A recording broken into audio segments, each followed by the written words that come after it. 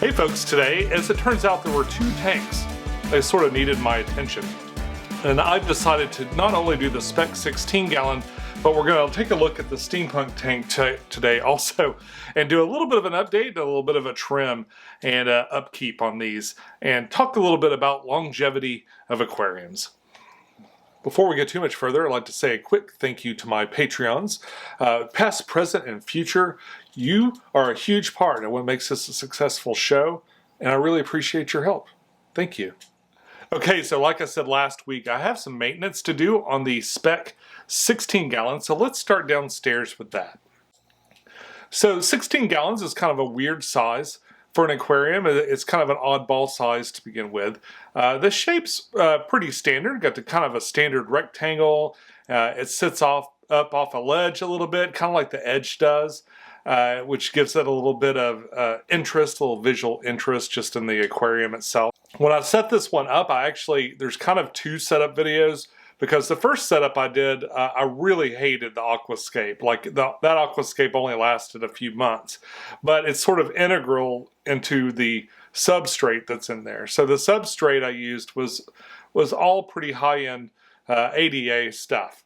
I use a mixture of the powders that you can get to add soil additives. I use power sand, which is like a real granular, they're basically pebbles with a lot of grain, kind of like a really porous pebble. And then of course I used Amazonia, which I've used many, many times before to top it off. It turns out when I did this, I don't think I used enough soil on the top because the power sand kept coming through. Every time I pulled a plant or something, it pulled up a bunch of those rocks. And so it became less of a layer that was only underneath and more, it was kind of a mixture of the top two layers. I found the growth, the plant growth in this to be tremendously great. All right, so looking at the aquascape, there's some stuff I need to change.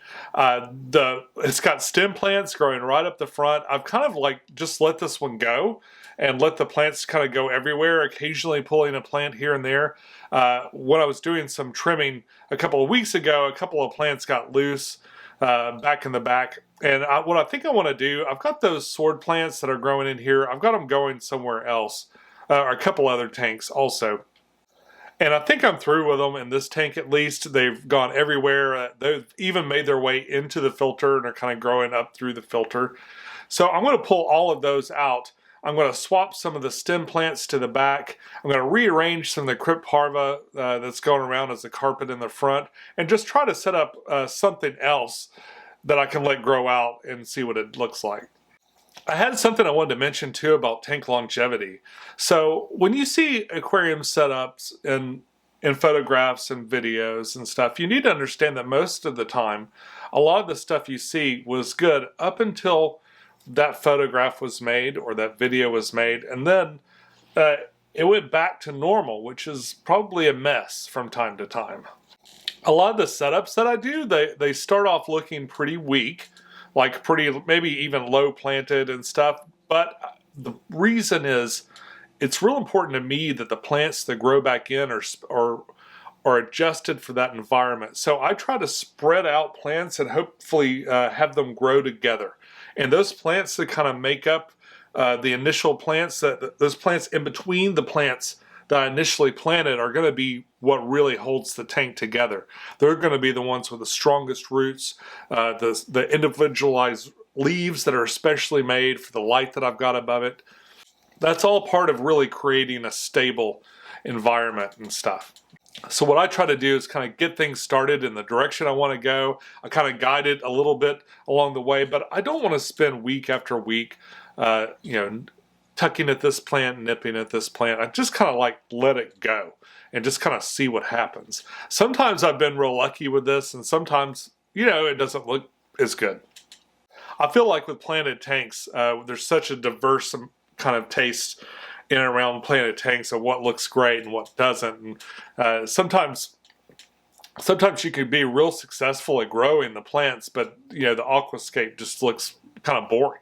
The multiple tank syndrome isn't just about fish.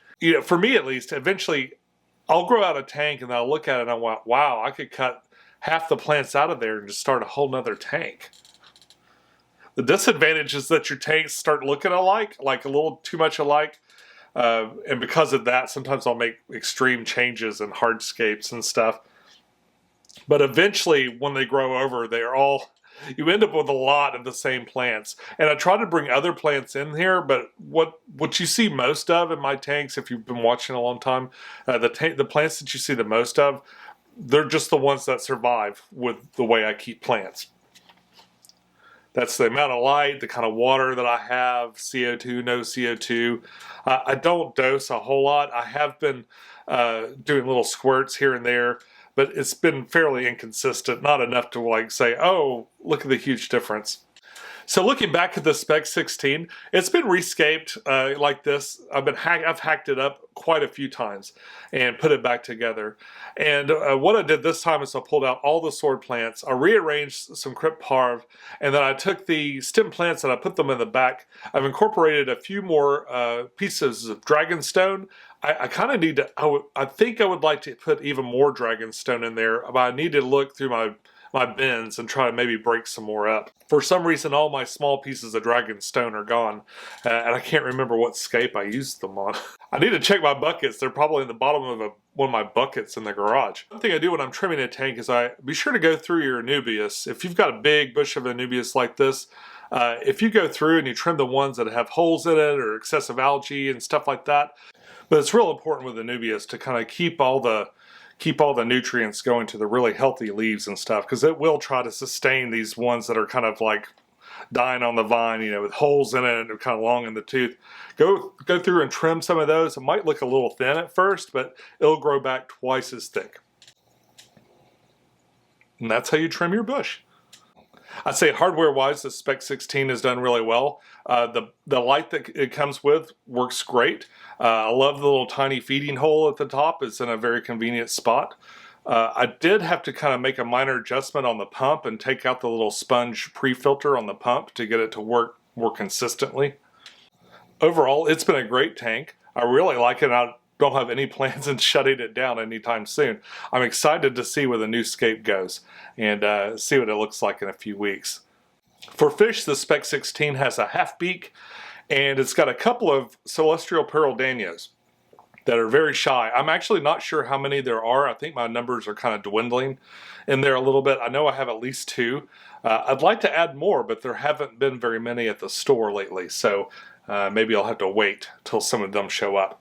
Or add a different fish. It might be time to add something else in here. If you have any suggestions, be sure to leave them in the comments down below.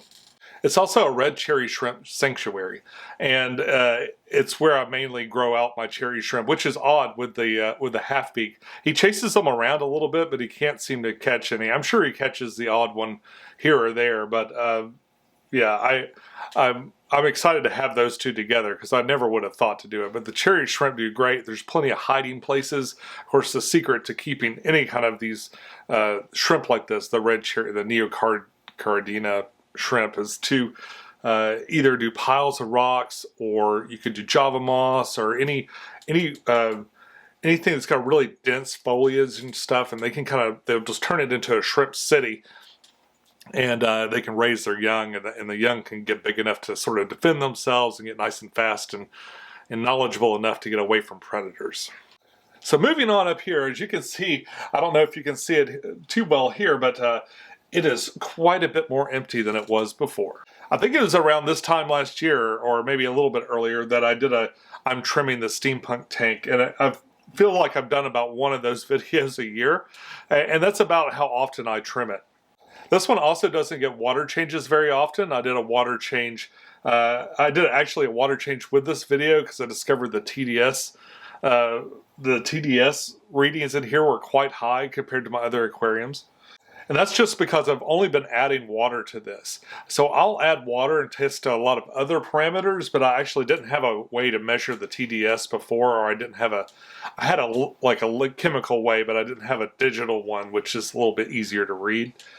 The fish in here seem to be doing really, really well. I've got a bunch of black coolie loaches in here, and I've got one inler that I caught and I needed to put somewhere else real quick, so I tossed her in there. It's only a 5-gallon tank inside of here, and I've got 4 coolie loaches and the other little endlers. So it's quite stocked. These coolie loaches have kept better than any other coolie loaches I've ever had, and I don't know if the banded coolie loaches are just much more fragile or what, but the black ones that like you get from PetSmart seem to be very, very well adjusted, just not quite as pretty. I wanted this tank to look like a science experiment, and those things look a little bit like eels, you know, kind of going around, especially when they get excited when you put some food in there. I didn't re-scape it here too much. This has just got some Anubis Nana Petite inside, and it's got a little submersible light suction cupped above the top, and it seems to keep this growing pretty well. It's not super amazing. It's growing like very, very slow, but that is just fine. Mostly algae free. Maybe there are a little bit of algae here and there, but mostly algae free, slow growing. It looks a little stunted just because it doesn't get much light in there, but it's actually not doing too bad. And this all started from a fairly small clipping, and it's expanded out quite a bit. I've moved quite a bit of it around and rebunched it. So on top, I've pulled out a lot of the plants that I had in there before. And what I want to do is I'd like to switch back to putting Buse in there. I've started putting Buse at the top. This is a very similar environment to where the way Buse is found in the wild, and I think it'd be really neat to have a nice big covered mound of Buse in here, but it's also kind of expensive. So I've taken a little bit of Buse as I've bought it, and I've added in here, but because the other plants were growing so well and hogging up the light, I left one Anubias that doesn't look the best.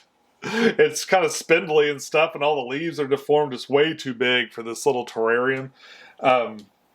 But I've left it in there just so I have a plant that's pulling the nutrients out. Otherwise, I don't want to pull all of the filter out. I mean, I removed a lot of plants out, so I had to leave something. So I've left that. I pulled a lot of the hydrocotyl. I had a lot of hydrocotyl in here that had kind of gone crazy.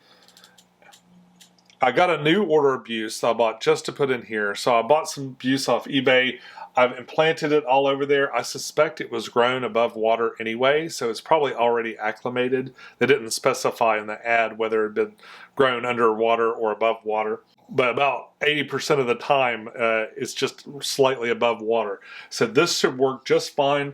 It's been in here for a few days, well, I guess it's been about a week now. It's been in here about a week, and it's doing okay. It doesn't seem like it's getting overly dry and getting messed up or anything. It stays very humid inside of here, as you can imagine. So I'm excited. If the Buse grows and does really super well in here, if it starts to really spread, as it does, I'm going to start pulling these other big plants out and away from it. So what I'd like to do is maybe take, if I get this growing really well in here, I'd like to get more Wabicusa balls and kind of make a pyramid and just cover the entire thing in Buse.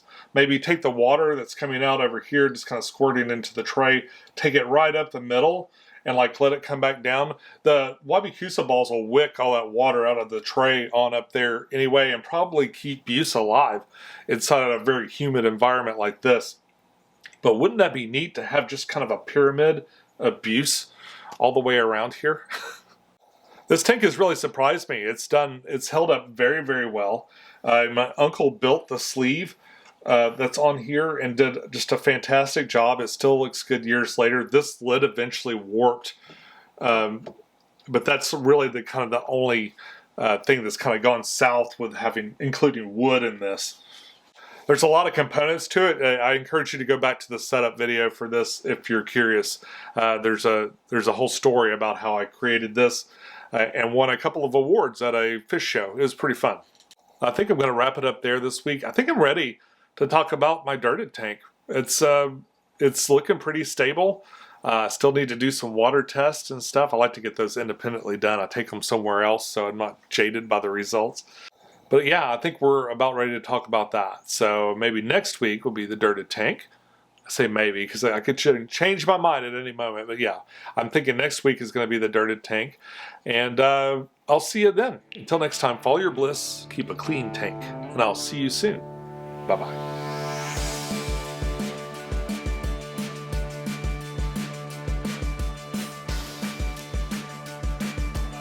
going to get more and more new growth, and that new growth is going to, you know, all the energy.